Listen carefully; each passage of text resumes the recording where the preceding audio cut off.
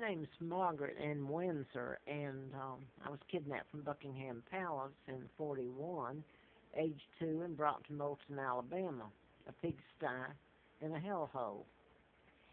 My father's King Edward VIII, who was illegally taken down. My father was married to American Georgia O'Keeffe's sister, the artist Georgia O'Keeffe.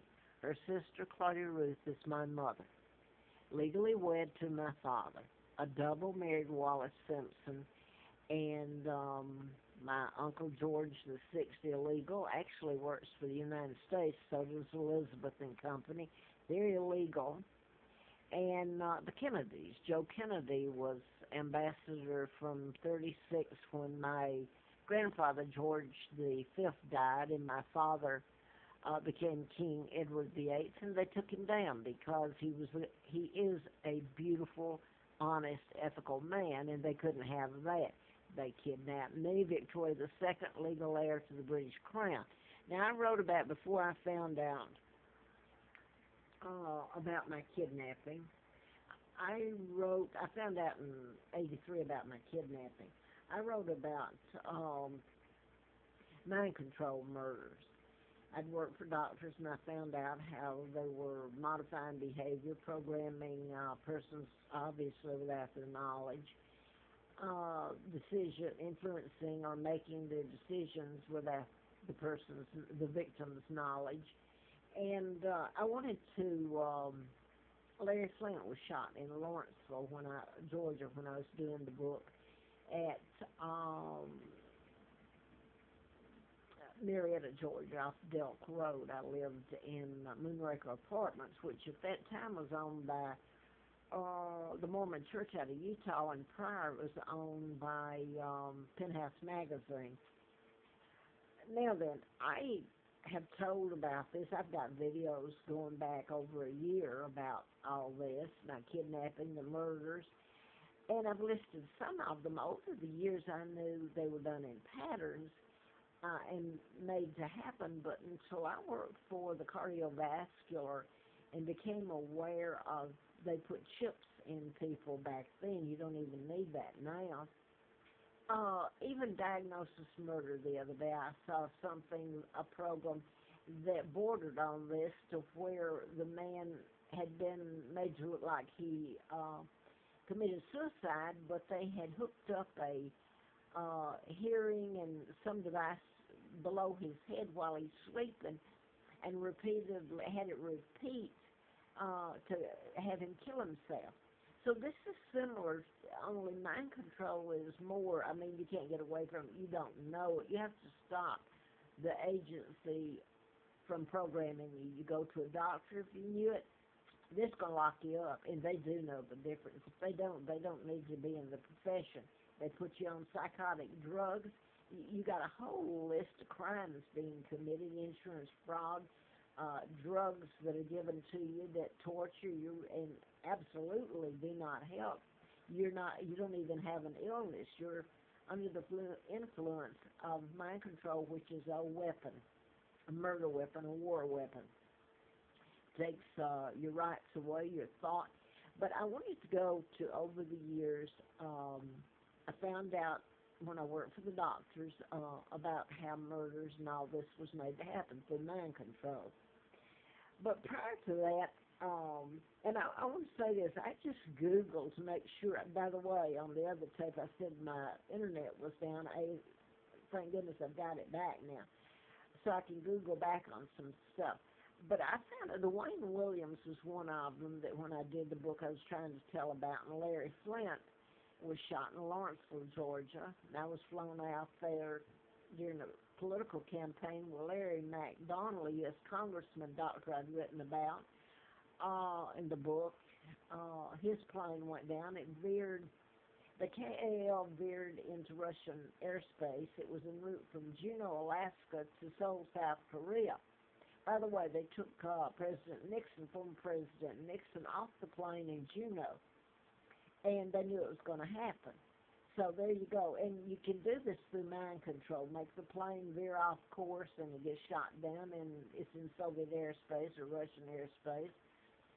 That's what's happened to so many of the planes. You can put the controller under mind control, or the pilot, or you can have a passenger on there that comes out shooting, or has a bomb, or etc. So that requires security, and in the end, all the security in the Sandy Hook, which was a mind control shooting, Tucson, Arizona, etc. You got security all over the place when really they're not security at all. They're there not to protect you, but in the end, you don't have any rights anymore. You're under surveillance and everything. But I was just going back and Googling, and it actually said here the Illuminati were the Freemasons, the ones that are in power now, the global, which Elizabeth and Charles and Obama. He's even said that on the tape, and Elizabeth's been filmed. That's on. She's illegal, but she's there, isn't she?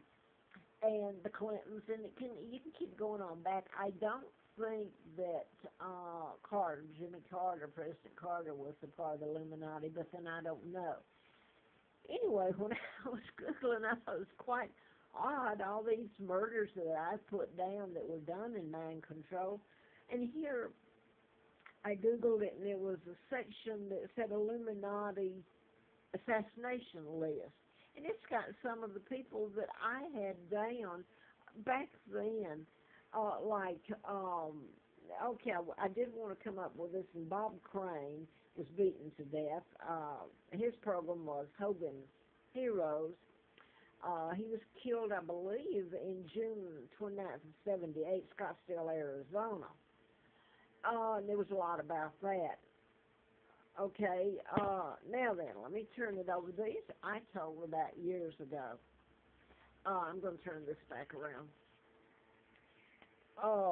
Okay, this is Buddy Holly and the Big Bopper, Chantilly Lace, and you got Richie Valens, plane crash. You got Ricky Nelson coming out of Gunnersville, Alabama, and yes, that was one too. Now you've got, well, you had James Mansfield. I didn't Google that, but we were right behind her. About 3 or 4 o'clock in the morning, I can't remember, when we were going into New Orleans, I believe, and she was killed, decapitated. Hogan, okay, I said that Hogan's hero, that he was supposed to be Bob Crane, played Robert something in, where they were making fun of the Germans is what they were doing. Supposed to be prisoners of war, etc. But anyway, he was beaten to death, and there was a lot of stuff going on in there, and at times, I know it was a mind control murder, but anyway. Okay, I said Buddy Holly, Big Bopper, Richie Valens, Ricky Nelson, and Jane Mansfield, and Bob Crane.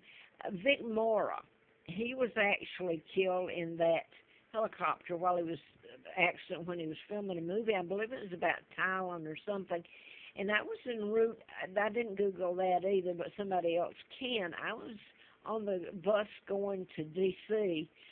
after I'd had antifreeze put in me, worked for the district attorney in 80 and should have died. I was in a hell of a shape, had no money. I was going up there trying to get something done, because I thought it was because of the book. I didn't know it was because of who I am and my kidnapping. But Vic Morrow died, I believe, while I was en route, and also Scott Meese, Edwin Meese's son. Scott was shot, I believe. I can't remember, but it was while I was en route on the bus.